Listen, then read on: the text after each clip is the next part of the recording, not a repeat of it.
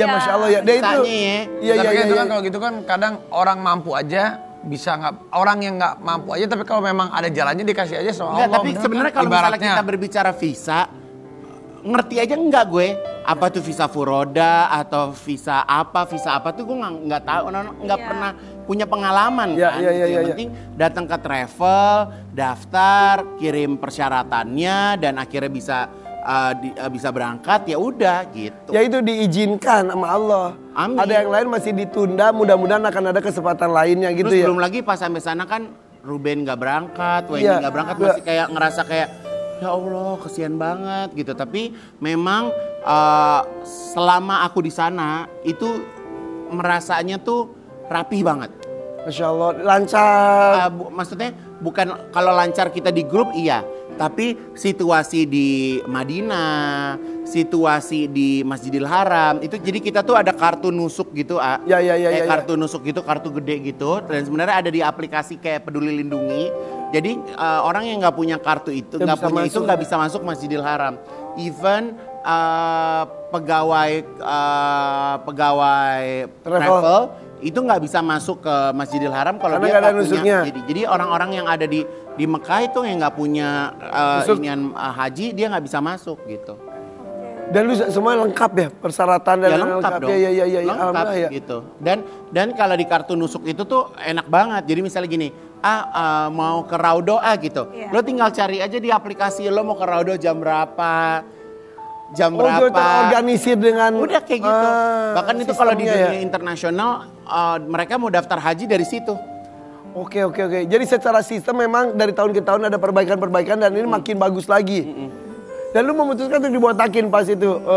Ya kan maksudnya ngikutin serangkaian haji kan gitu kan. Jadi kan yang namanya haji ini kan pengennya menjadi haji yang insya Allah haji yang mabrur. Jadi kan pulang kan seperti bayi yang terlahir kembali gitu kan. Pasti kan gua kan tidak luput dari dosa, dari kekurangan hidup gitu kan. Jadi insya Allah ya kebuang lah gitu yang udah-udah gitu. Haji. Dan lu kan bertemu dengan jutaan umat muslim dari seluruh dunia. Bajunya sama, putih gitu. Merinding ya? Itu yang bikin merinding tuh ya itu dia sih. Jadi kebersamaannya itu yang bikin merinding. Dan momen yang bikin gua nggak pernah lupa tuh adalah pas saat lagi di Wukuf Arafah. Jadi di tenda gue itu dibikin kayak garden gitu.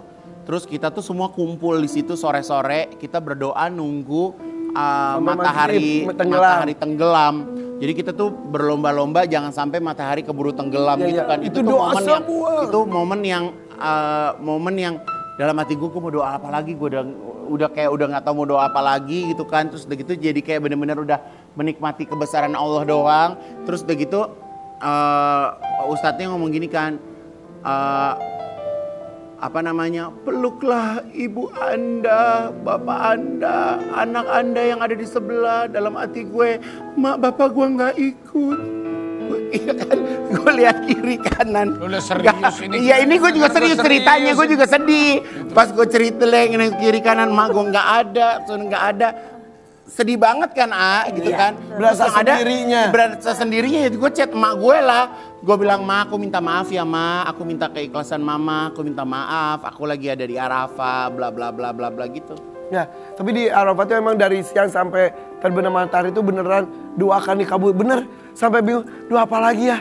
Titipan doa dari yang lain udah dibahas. Titipan doa udah dibacain. Iya. Ya kan titipan doa udah dibacain. Maksudnya ngerti gak sih kalau lagi di Arafah tuh kita gini aja nih ya. Kayak nafas aja tuh kayak Allah udah kasih kita kenikmatan. Nafas yang nikmat, nafas yang enak. Dan orang kan heboh gini kan, oh nanti panas berapa derajat. Gue tuh biasa aja loh. Beneran? Nggak ada biasa aja, nggak ada kayak panas kayak gimana tuh nggak ada. Kan biasanya ikut kalau nggak nyaman tuh, aduh gitu ya. Nggak ada waktu itu tahun lalu aku juga. Nggak ada panas. Nah kita tahun ini panas banget, lebih panas. Iya katanya.